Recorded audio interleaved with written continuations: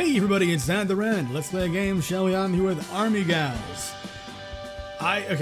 So I didn't really know about this game until about the time I started doing a series on, I think probably Galaxy Girls. This came out back in 2017, but ever since I found out about it, I added it to my list of future visual novels to maybe do a series on. And that's gonna be now. Since the Miskatonic has run its course, I'm gonna be replacing it with this, obviously. I really don't know anything about the game apart from what you could possibly assume of the premise via the title, which seems somewhat telling, I suppose, but I'm not here to make assumptions. Let's just dive right in and see what the hell happens. Kyle. My name is Kyle. Great. Or his name. Your name. Not my name. I am Adam. The Aggressive Rehabilitation Missionary Youth Program. Army? Haha. The Aggressive Rehabilitation Missionary Youth Program. Whatever that means. What a mouthful. Behind me, the train noisily rolls off, gaining speed as it vanishes into the distance, leaving me stranded. I mean, stranded is a point of perspective, I suppose. Right here, there's clear signs of civilization, there's habitation, buildings. You're not stranded, unless you mean, like, metaphorically speaking, figuratively stranded. I shift nervously from one foot to the other. What if they don't show up? Actually, that might be kind of cool. Better than roughing out in the woods for weeks. And what would you be left to do in the meantime, then? Assuming the people that are supposed to be picking you up, didn't. Hast thou the means to, supply thyself? To continue your existence, well, on your own. I already missed my cell phone. Oh, okay.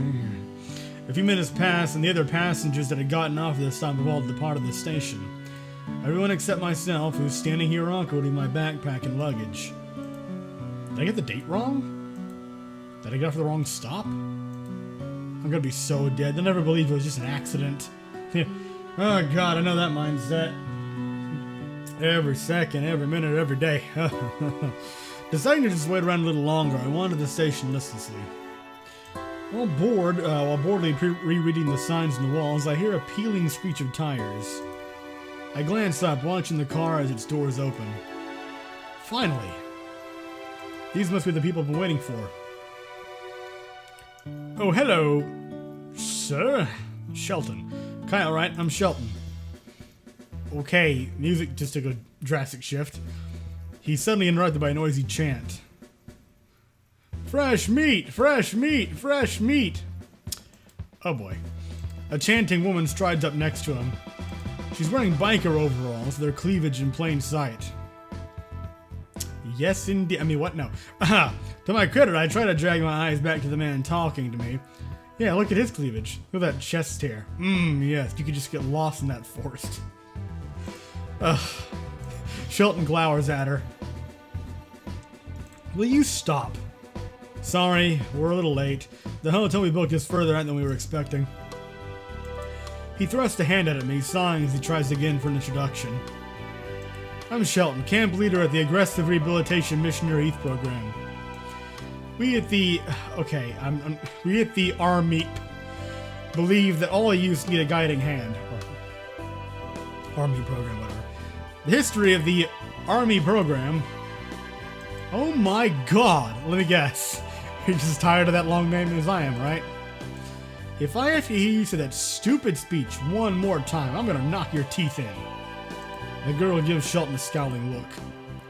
Just abbreviate the name. You can't abbreviate it. No one will take it seriously. Wait, I'm thinking. No one listen to your suggestions. Go away. Well, whose fault is that? My brain has been short-circuited by the curvy, sporty woman who looks just dangerous enough to be interesting.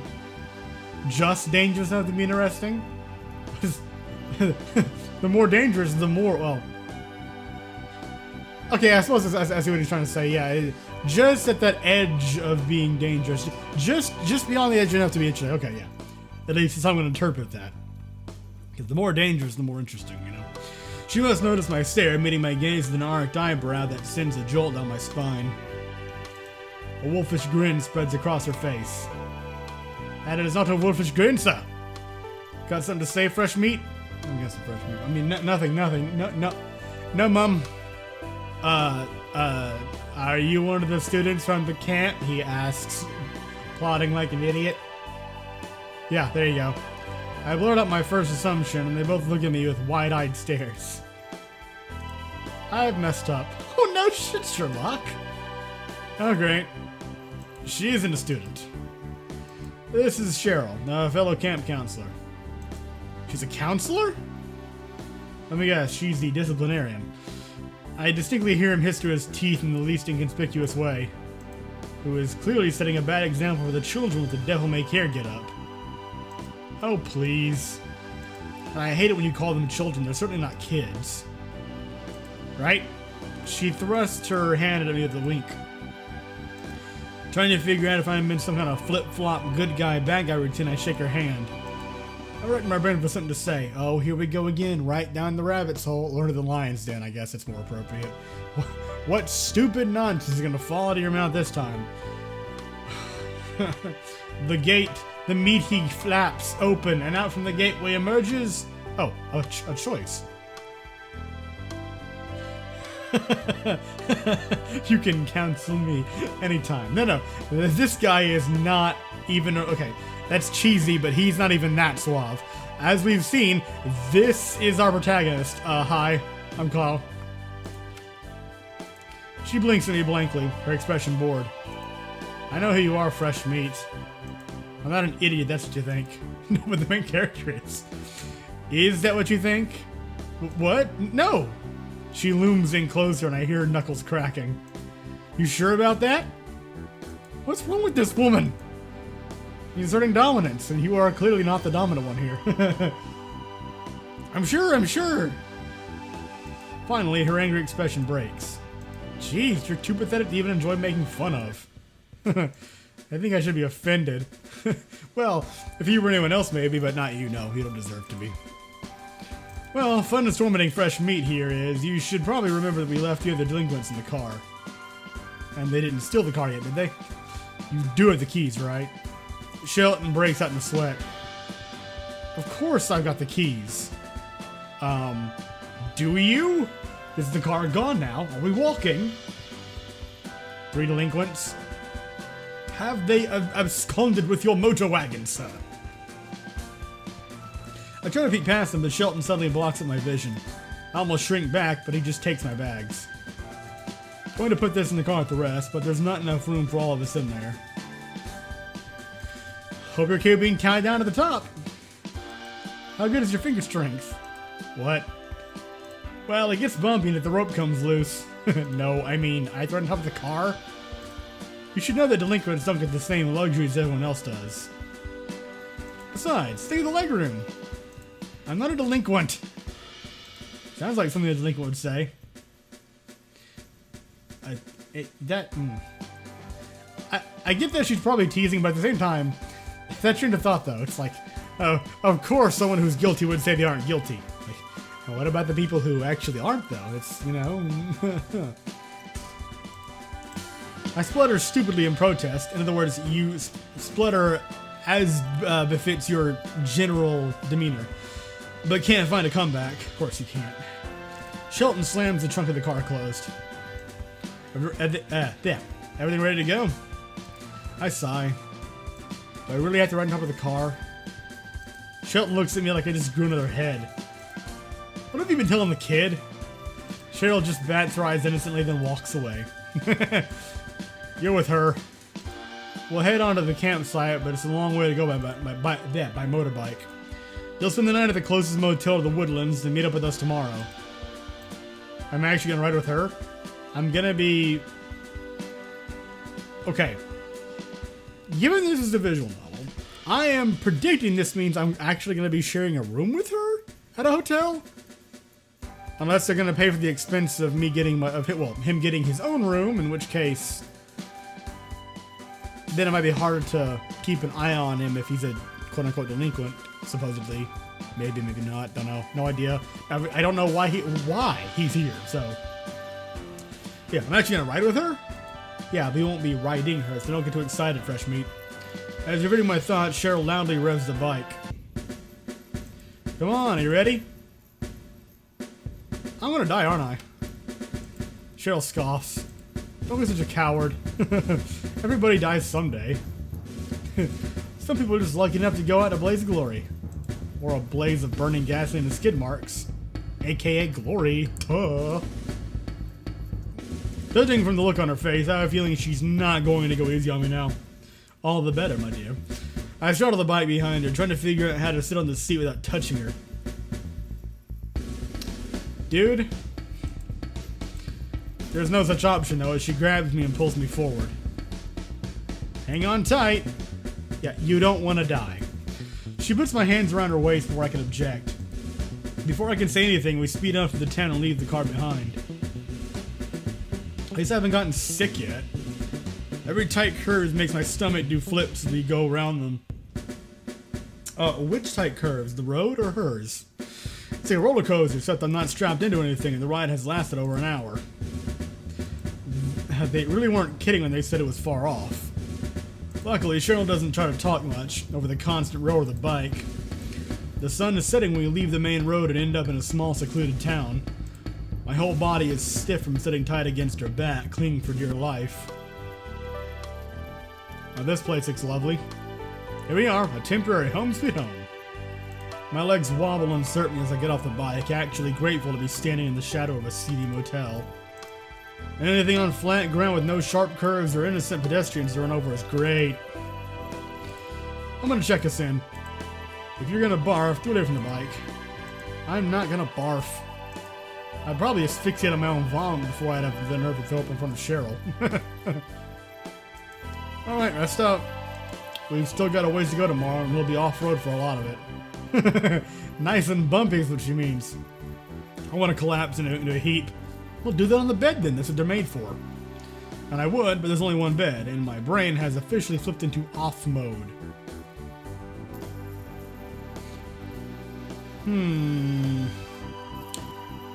This should be good. Doesn't she realize? It turns out that I'm the only one who doesn't realize something, finally spotting the stained futon crammed against the wall. There we are. Yes, okay. The basic ability to be aware of one's surroundings finally kicks in. That'd be fair, he did say his brain was in off mode, so... I mean, when you're tired, you do tend to not be as observant. Even though, conflictingly, whenever I'm really spaced out and tired, I get hyper paranoid. Still not aware of my surroundings, but somehow that makes it a little more trippy. It's got so many unidentifiable dark spots on it that it looks like someone might have been murdered there. Well, some slang may be done. Oh well. I move to collapse onto it. Are you gonna seat there? Or are you gonna be joining me in the bed? She takes her change of clothes and hovers in the bathroom doorway, glancing back at me with a raised eyebrow.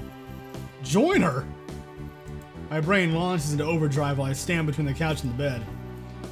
This has to be some kind of test. If I fail, she might try to fist fight me, or something. Or just, you know, and I'm not gonna complete that train of thought, never mind. And you're welcome. But she was acting pretty flirty earlier. Are you sure about that? Insert the John Cena meme. There was definitely something there. Unless it was just my wishful ego hearing what it wanted to hear. Probably that. Wouldn't be the first time, actually. Oh, that doesn't surprise me. Her expression shifts to annoyance as I stand here in numb silence. Fortune rewards the bold. But this woman is nuts and a counselor, so unless Fortune is her stripper name, I don't think that rule applies. That's pretty good. I open my mouth, not even sure what's going to come out of it. Well, this is interesting. Because, I mean, it could very well be a trap, or she could just be extending common courtesy. I mean, trust me, I've even been in like, I wouldn't say high class, but ritzier than your average roadside motel, you know, kind of place. where they do have a full futon you can unfold as well as a bed, and even those things, it's just like sleeping on metal. It's whether it's springs or some other support, it just it sucks. And see, I have had to sharing a bed with someone when you're in that kind of situation should be fine, and I had done it myself. So and despite how I've been leading him up to this point, I think I actually am gonna try and give him a little push in a forward direction, shall we say. There's a blushy. Seriously? She lets out a laugh. I was joking. My stomach plummets. So was I. Don't worry. This will be a little secret. Not that I can fault you for trying, of course. I guess that counts for something. But no thanks. I'll pass. Now, pull off the couch. I need a change. Throwing some sheets over the couch, I try to make it look less like a biohazard. It's softer than I was expecting. Well, aren't you fortunate? Because apparently they splurged beyond just, hey, let's get some thick fabric supported by hard springs. At least I lay down and pull the covers up. The bathroom door opens, and I open my eyes and see Cheryl in the doorway. Huh, okay. A moment later, Cheryl returns ready for bed. And the next moment, she flicks off the light. Habanada, maggot! There we go.